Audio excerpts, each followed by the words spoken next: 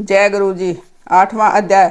ऋषि बोले, जब चंड और मुंड महासुरों का देवी ने बहुत सी सेना से संहार कर दिया तो असुर श्री प्राप्ति शंभु ने अत्यंत क्रोध से अपनी समस्त सेना को युद्ध के लिए कूच करने का आदेश दिया और बोला, आज 86 अधायुध असुर सेनापति और 84 कंभूसर असुर सेनापति अपनी अपनी सेना को लेकर समर हो जावे। कोटि वीर्य नाम वाले असुरों के 50 कुल धूम्र वंश में उत्पन्न हुए, 100 कुल कालक दोहार्द मौर्य वंशिता कोलाल वंशी असुर युद्ध में लड़ने के लिए मेरी आज्ञा से शीघ्र चले जावे। भयंकर शासक असुर राज शंभु ने आज्ञा देकर कई हजार महासेना को अपने साथ लेकर युद्ध को चल दिया। उनकी भयानक सेना को चंडिका देवी ने अपने ओर आते हुए देखकर धनुष की टंकार से पृथ्वी और आकाश को गुंजा दिया। हे नृप, तदंतर सिंह ने भी भयंकर गर्जना की और चंडिका ने अपना घंटा बजाकर दूना शब्द कर दिया। धनुष की टंकार सिंह की धार और घंटा बजाने से इतना शब्द हुआ कि चारों दिशाएं गूंज उठी। इस तरह के शब्द को सुनकर असुर सेना ने देवी सिंह काली को चारों ओर से घेर लिया। हे नृप, इस समय देवताओं के संहार करने तथा देवताओं को कष्ट के निवारण के लिए ब्रह्मा शंकर स्वामी कार्तिकेय विष्णुता इंद्र आदि देवताओं के शरीर से शक्तियां उत्पन्न होकर उन्हीं के समान रूप बल पराक्रम आभूषण और वाहन से युक्त होकर चंडिका देवी के समीप शीघ्र ही असुरों से युद्ध करने के लिए आई। हंस युक्त विमान में बैठकर रुद्राक्ष की माला पहने हुए कमंडल लिए हुए ब्रह्म की शक्ति आई, इसलिए उनका नाम ब्राह्मणी हुआ। शिव जी की शक्ति वृक्ष पर सवार होगा, त्रिशूल को हाथ में लिए महानाग का कंकड़ और चंद्र रेखा से सुशोभित होकर वहां आगे स्वामी कार्तिकेय की शक्ति कुमारी अंबिका देवी उन्हीं के समान स्वरूप धारण करके मोर पर बैठकर शक्ति के लिए असुरों से युद्ध करने के लिए वहां आए। भगवान विष्णु की शक्ति गरुड़ पर बैठकर शंख चक्र गदा शांग धनुष और खड़ग को हाथ में लिए वहां आई। यक्ष वाराई की वाहराई सुंदरी शरीर को धारण किए वहां आए। नरसिंह भगवान की नारसिंह की शक्ति उनके सामने शरीर धारण किए वहां। इनके गर्दन के केस हिलने से आकाश से सब तारंगन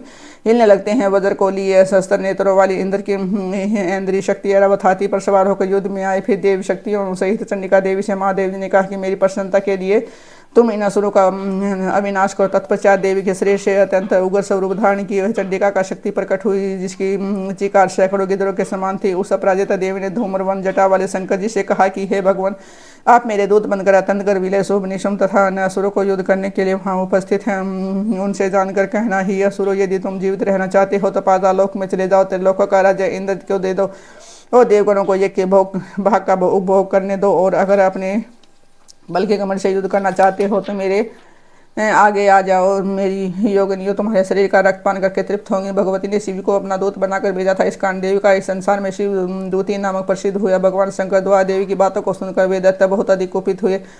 जहाँ कात्यायनी देवी थी उनके पास गए और क्रोध में आकर देवी के ऊपर बाण शक्ति दृष्टि आदि की वृष्टि हुई। असुरों द्वारा चलाए गए बाण शूल शक्ति और फरसा को देवी ने अपने बाणों से खंड खंड कर दिया और वह काली देवी शत्रुओं को अपने त्रिशूल से विदन करती हुई अपने खंडवांग से कुचलने लगी।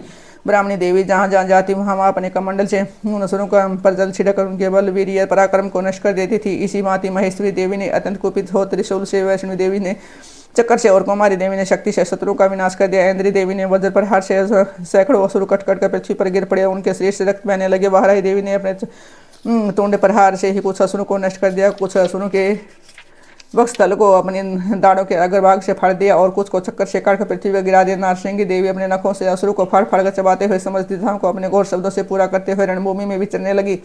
शिवदूती देवी के प्रकट अट्टहास से व्याकुल होकर कितने ही असुर भूमि पर मूर्छित होकर गिर पड़े। गिरते ही देवी ने उनको अपना ग्रास बना लिया। इस प्रकार मातृगणों के क्रोध से वहां असुरों का विनाश होते हुए देख असुरों की सेना रणभूमि से भागने लगी और उनको इस प्रकार भागते हुए देख रक्तबीज नामक महादैत्य कुपित होकर युद्ध स्थल में लड़ने के लिए आया। उस असुर के शरीर से रक्त बीज पृथ्वी पर पड़ते हुए उसी के समान बलवान एक दूसरा महादैत्य पृथ्वी पर पैदा हो जाता था। रक्त बीज हाथ में गदा लेकर इंद्री देवी से लड़ने लगा। उस देवी ने वज्र से उस पर प्रहार किया। तदंतर वज्र प्रहार कर लगते ही शरीर से बहुत सा रक्त गिर पड़ा और जितनी रक्त की बूंदें पृथ्वी पर गिरी उतनी ही संख्या में उसी के समान रूप और पराक्रम वाले वीर असुर उत्पन्न हो गए।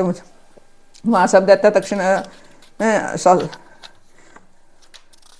दक्षिण शास्त्रों की वर्षा कर मातृगणों के साथ घोर युद्ध करने लगे। फिर देवी ने वज्र प्रहार से उसका सिर काट दिया। उसे जो रक्त बहा उसे हजारों रक्त बीज देते उत्पन्न हो गए। तब वैष्णवी देवी ने चक्कर मारा, इंद्री से गदा मारी। वैष्णवी के चक्कर से कटने पर उसके शरीर से भी जो रक्त बूंद गिरे उसे हजारों असुर पैदा हो, जिनसे संपूर्ण विश्व व्याप्त हो गया। कुमारी ने शक्ति से, वाराई ने खड़ग से, महारेश्वरी ने त्रिशूल से उसको मारा। वहां असुर रक्तबीज से कुपित होकर समस्त मातृशक्तियों पर गदा से पृथक पृथक प्रहार किया। तब शक्ति और त्रिशूल आदि के प्रहार से उसके शरीर जो रक्त की धारा पृथ्वी पर गिरी उसके सैकड़ों असुर उत्पन्न हुए। इस प्रकार उस असुर के रक्त से उत्पन्न हुए राक्षसों से संपूर्ण विश्व व्याप्त हो गया।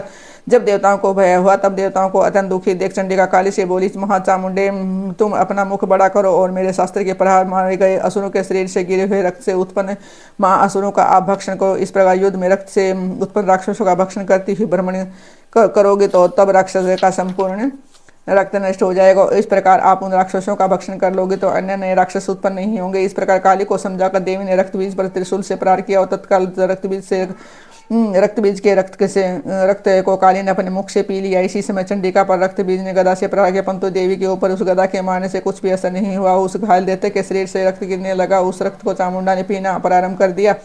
उसके मुख में असुर उत्पन्न होने लगे। उन राक्षसों को चामुंडा खा जाती थी तथा उनका रक्त पी जाती थी। तब देवी ने शूल, वज्र, बाण, तलवार, सृष्टि आदि के प्रहार से रक्त बीज को मार डाला। हे नृप, इस प्रकार के शास्त्रों के प्रहार से घायल और रक्त बीज होकर रक्त बीज पृथ्वी पर गिर पड़ा। हे राजन, उस रक्त बीज के पृथ्वी पर गिरते ही देवता अत्यंत प्रसन्न हुए और मातृशक्तियां उन महादैत्यों का रक्त पी पी कर मदो उन्मत्त होकर नृत्य करने लगी। 9वां अध्याय। राजा सूरत ने कहा कि भगवान, आपने रक्तबीज के वध से संबंध रखने वाली देवी का चरित्र मुझसे कहा। रक्तबीज के मरने पर महाक्रोधी निशुम्भ ने क्या किया वह भी सुनना चाहता हूं। जब मेघा ऋषि कहते हैं कि राजा रक्तबीज के सेना सहित मरने के बाद शुंभ और निशुम्भ को बड़ा गुस्सा आया। इस प्रकार उन्होंने बहुत सी सेना को मरी हुई देखकर दैत्यराज देवी के आगे दौड़ा। उसके साथ असुरों की प्रधान सेना थी। उसके आगे पीछे तपार्श्व भाग में बड़े बड़े राक्षस थे जो गुस्से में होठ चबाते हुए देवी को मारने आए। वह महावीर शुभ भी अपनी सेना सहित बड़े कोप के साथ चंडिका देवी को मारने आता। तदंतर देवी के साथ शुभ और निशुम्भ का युद्ध होने लगा। उन राक्षसों ने मेघ की वर्षा के समान बाणों की वर्षा की। चंडिका ने अपने बाणों से उनके छोड़े हुए बाणों को काट दिया और अपने शास्त्रों की जड़ी लगाकर उन राक्षसों को घायल कर दिया। निशुम्भ ने तीक्ष्ण खड़ग तथा चमकती ढाल से देवी के सिंह के मस्तक पर प्रहार किया। देवी ने अपने वाहन को पिटता देख सुरपुर नामक तीक्ष्ण बाणों से निशुम्भ की तलवार तथा अष्टचंद्र की ढाल को काट दिया। ढाल तलवार के कटते ही निशुम्भ ने श्रीतर चलाई तो देवी ने अपने चक्कर से काटकर इसको 2 टुकड़े कर दिया। तदंतर निशुम्भ ने कुपित होकर देवी को मारने के लिए शूल को फेंका, परंतु देवी के मुक्के से उसे चूर्ण कर दिया। फिर उसे गदा घुमाकर अंबिका के ऊपर फेंका, परंतु देवी ने उस गदा को त्रिशूल से नष्ट कर दिया। तत्पश्चात निशुम्भ को फरसा लेकर आते हुए देखकर देवी ने बाणों से मारा और पृथ्वी पर गिर पड़ा। जो हम बलशाली निशुम्भ को पृथ्वी पर गिरा देखकर शुंभ अत्यंत कुपित होकर अंबिका को मारने दौड़ा। वह उत्तम अस्त्र शस्त्रों से सुशोभित बड़ी बड़ी भुजा 8 भुजाओं वाले समस्त आकाश को ढके हुए रथ पर बैठा हुआ था। देवी ने शुंभ को आते हुए देखकर शंखनाद किया, धनुष की चाप से अति दुस्सह शब्द किया और उस के तेज को नष्ट करने वाले घंटे का शब्द किया। उसके धमनी संपूर्ण दिशा में व्याप्त हो गए। तदंतर हाथियों के महामद को चूर करने वाले शेर ने भी अपनी गर्जना से आकाश पृथ्वी और समस्त दिशाओं को गूंजा दिया। इसके बाद काली ने आकाश में उछल कर दोनों हाथों से पृथ्वी पर आघात किया, जिससे ऐसा भयानक शब्द हुआ कि पहले के समस्त शब्द शांत हो गए। फिर शिवदूती ने असुरों के लिए अमंगलजनक हट्ठास किया। इसके सुनते संपूर्ण असुर थरथरा उठे और शुंभ को बड़ा क्रोध आया। उस समय चंडिका ने कहा कि हे दुरात्मा, खड़ा रहा। तभी आकाश में सिद्ध देवता गण जय जयकार करने लगे। उस समय शुंभ ने अत्यंत भीषण अग्नि युक्त शक्ति छोड़ी, जिसे देवी ने अमरी मोहल का नामक शक्ति से काट डाला। हे राजन, फिर शुंभ ने सिंहनाद के से तीनों लोग पूरित हो गए तथा वज्राघात के सदृश ऐसा भयंकर शब्द हुआ कि जिसने सभी शब्द जीत लिए। शुंभ के छोड़े हुए बाणों को देवी ने, देवी के छोड़े हुए बाणों को शुंभ और निशुम्भ ने अपने अपने उग्र बाणों से काट दिया। फिर कुपित होकर चंडिका ने शुंभ को त्रिशूल से मारा और जिसे मूर्छित होकर पृथ्वी पर गिर पड़ा। इतने में ही